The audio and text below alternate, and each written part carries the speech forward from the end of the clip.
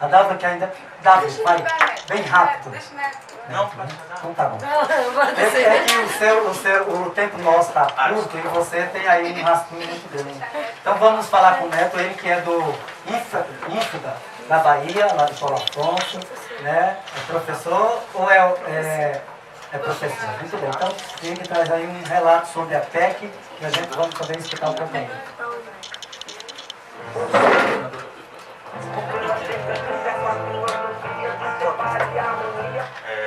Bom dia a todos, meu nome é Antônio Neto, como já aqui fui apresentado, e gostaria de agradecer ao programa A Hora do MST, e agradecer aos colegas que estão aqui presentes na luta contra esse projeto de emenda constitucional.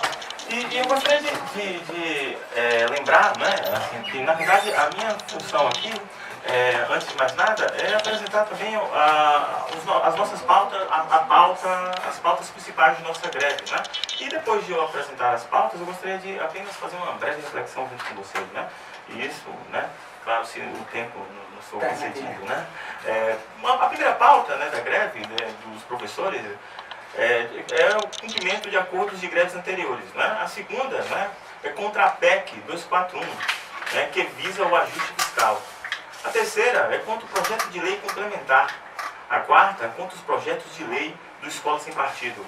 A quinta, contra a medida provisória que realizou mudanças no ensino médio. Sexta, contra a reforma da Previdência. Sétima, contra a reforma trabalhista. Oitava, contra todas as terceirizações. Nona, realização de auditoria cidadã ou dívida com participação popular.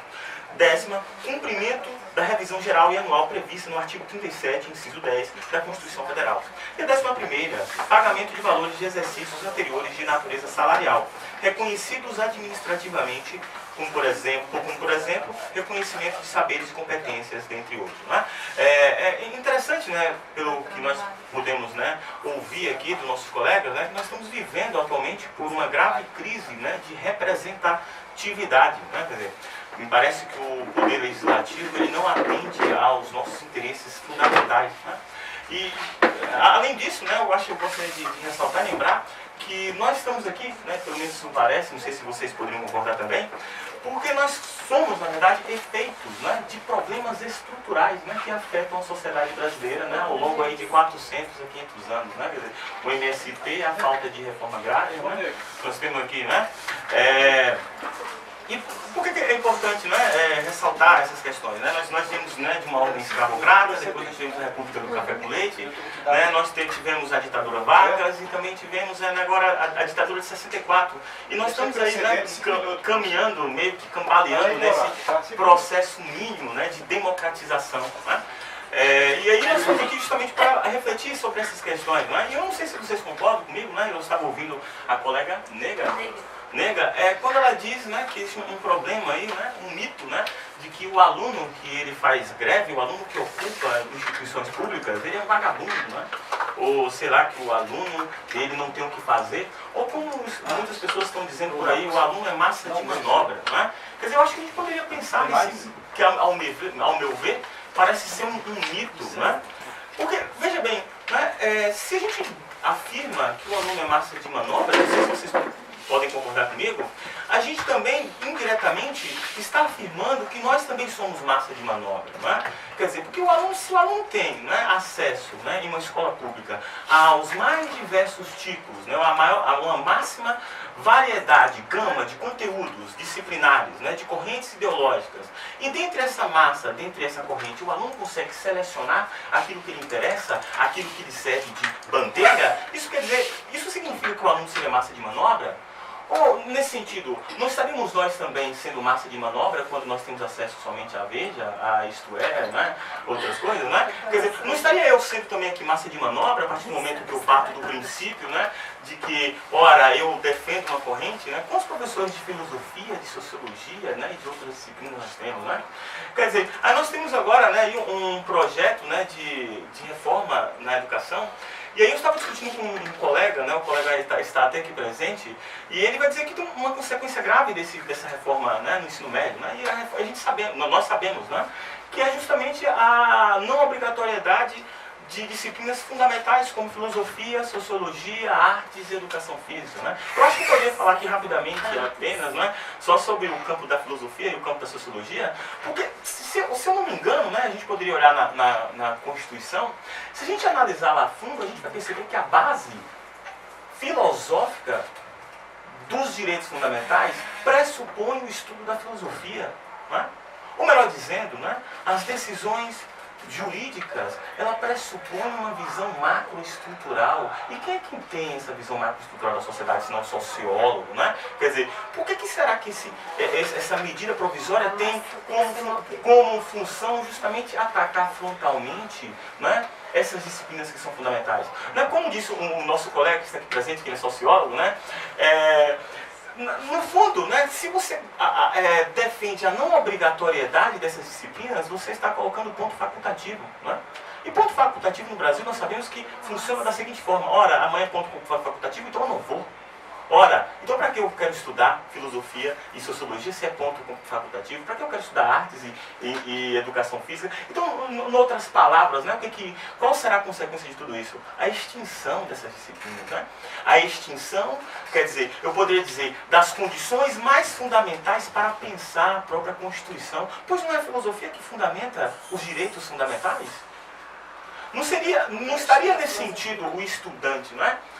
Amputado das melhores condições de pensamento, das melhores condições de reflexão desses projetos de emenda constitucional?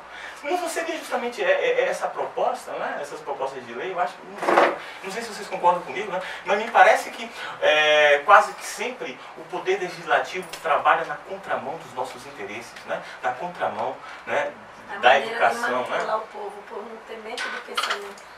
E aí eu gostaria também, né, de colocar, e aí eu acho que eu tenho uma colega de trabalho que está aqui do meu lado, né, a menina Dávila, e ela sabe, né, só voltando à questão do massa de manobra, que quando esse argumento ele tende alcança um largo, né, espaço de generalização, ele se torna aquilo que nós estudamos, não foi Dávila, com algum professor, totalidade indeterminada, né? Quer dizer, então se há uma totalidade indeterminada no argumento que diz que o aluno é massa de manobra, na medida em que eu posso associá-lo a qualquer pessoa que estaria também passando por esse processo de massa de manobra, logo esse argumento ele perde em eficácia, né? Ele se torna falacioso, não é nesse sentido, não sei.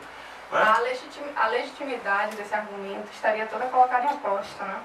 E aí a gente teria o auxílio de auxipécora, né, para a gente colocar e destruir esse argumento da maneira mais rápida possível e da maneira mais clara. Perfeito, W. Tem um outro argumento aqui que eu acho que é fundamental, né?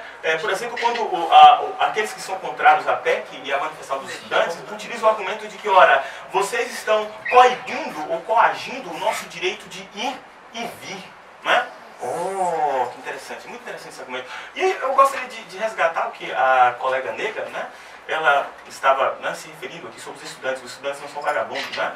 E pelo que eu percebi, o que ela disse é muito interessante. Por quê? Veja bem, eu gostaria de perguntar para vocês o que seria mais legítimo, não é? O direito de ir e vir de alunos por um determinado tempo, de 1 mês, 2 meses, ou o direito de ir e vir na vida da próxima geração, não é? Quer dizer, o que seria mais fundamental? O direito de ir e vir de um conjunto restrito de pessoas dentro de um estabelecimento educacional, ou seria mais fundamental o direito de existência desses próprios alunos que reclamam pelo direito de ir e vir? Quer dizer, será que esses alunos que estão ocupando não estariam justamente lutando a favor da existência dos próprios alunos? Ou, melhor dizendo, da existência, da manutenção das próprias instituições educacionais no Brasil? Então, eu acho que nesse sentido, não sei se vocês concordam comigo, me parece que esse argumento, a reivindicação desse direito de ir e vir, se torna um argumento falacioso. Outra coisa que eu acho que é fundamental, né, que aí os nossos, né, críticos poderiam reivindicar, né, dizer, ora, está na Constituição um direito que é fundamental, que é o direito à isonomia, né? O que seria esse direito à isonomia? O direito à isonomia, ora, temos que tratar com igualdade a todos, e o Estado precisa tratar a todos com igualdade. Mas eu gostaria de vos perguntar, não é? Tendo em vista que nós que estamos aqui somos efeitos, né, de problemas estruturais, não é? Que são fundamentais. Problemas relativos à escravidão, problemas relativos à desigualdade social, à má distribuição de riqueza, né? E outros problemas, né? Eu gostaria de perguntar para vocês, é possível tratar com igualdade aqueles que são desiguais? Aqueles que não tiveram acesso à educação? Aqueles que não tiveram acesso à reforma agrária? Aqueles que não tiveram acesso aos direitos fundamentais? Eu acho que essa pergunta, me desculpa, eu gostaria de fechar aqui, o tempo aqui tá, o tempo está curto, né? Mas só para finalizar, eu gostaria de agradecer, né? E dizer, ora, não podemos tratar com igualdade aqueles que são desiguais, por isso que é legítimo políticas públicas que visa justamente fundamentar, fornecer recursos para a minoria, fornecer recursos, e a PEC é um projeto de destruição dessas políticas públicas. Muito bem, fica aí a reflexão ao povo brasileiro, ao povo delmirense, nessa questão da PEC. O que é a PEC? Então, o que é a PEC hoje foi um pouco esclarecido, né? A gente está aqui correndo contra o tempo, mas queremos dizer o seguinte, que no próximo sábado a gente vai trazer mais professores, a gente vai trazer mais pessoas que estão envolvidas em todas essas mobilizações do país. E alunos que estão aí nas ocupações dos colégios por um estado espalhado. Mas fica aí com a Neiga que vai fazer o final do nosso programa.